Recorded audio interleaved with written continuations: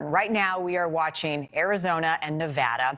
If one party wins the Senate races in both of those states, that will determine who will control the Senate. If it's split, then we've got an interesting play here. The decision election will be important in Georgia. That race going to a runoff on December 6th. So Arizona first, Democratic incumbent Senator Mark Kelly leads the Republican challenger in that state by about 5 points.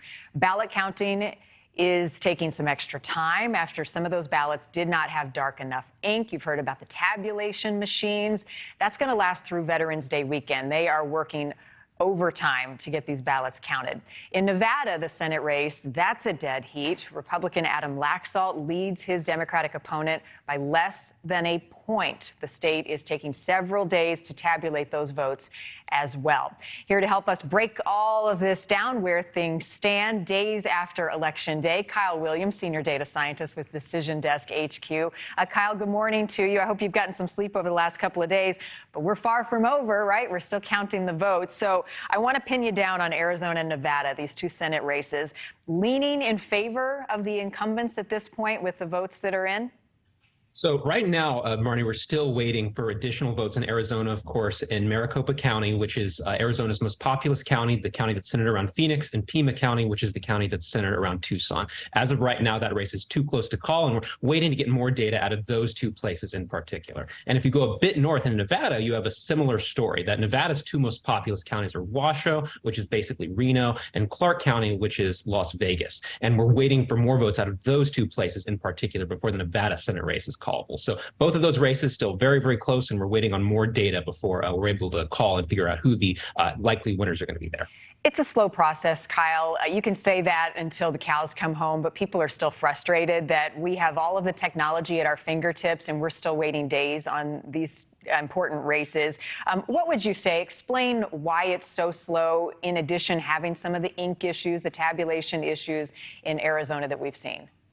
So I would step back and I would point out that every state in the United States under our federal system conducts elections in its own way. And, we don't have any particular view as to, how states should count their votes or what system they should use. We work with every state, and every state does things in a slightly different way. So different states take longer to count. We've seen in a number of election cycles the system that Maricopa County uses in Arizona. Sometimes they can take a bit longer than Florida or North Carolina or some of these other states. So it's important to bear in mind that because of the flexibility that different states and counties have under our election system, some places will take a bit longer, some will take a bit slower, and that's all just part of the normal process. Well, but then you've got former President Trump playing into this. He's speaking out about the slowness of the process, calls it very strange things are happening with the votes cast in Nevada and Arizona. Stay tuned. So you're saying it's the process, nothing strange here.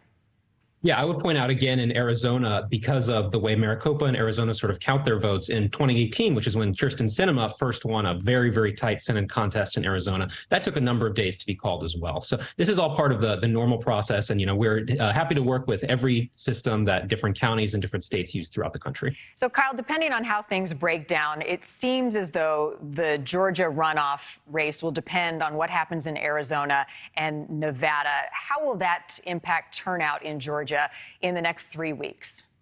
So that's tough to say, because right now a key question that we don't know the answer to is which party will, how many seats will each party hold coming out of the race calls in Arizona and Nevada. So there's one scenario in which after the Arizona and the Nevada races are called, Democrats will already be at 50 seats. And there's another scenario in which after those races are called, Democrats are not yet at 50 seats. So we could enter into one scenario where the outcome of the runoff in Georgia determines Senate control, and another scenario in which the runoff in Georgia just determines whether or not Democrats get to 50 or 51 seats. And you could imagine that question will significantly impact turnout in Georgia. Is it just sort of extra credit for Democrats, or does it actually determine control? So I think before we can make any real final statement about how what turnout in the Georgia runoff will look like, it'll be important to see, is this actually for Senate control, or is this sort of an extra 51st seat for Democrats? Yeah, and election officials, they're burning the midnight oil. They're counting as we speak right now. We can dip in and see some of their live shots from time to time because they want to be transparent about the process.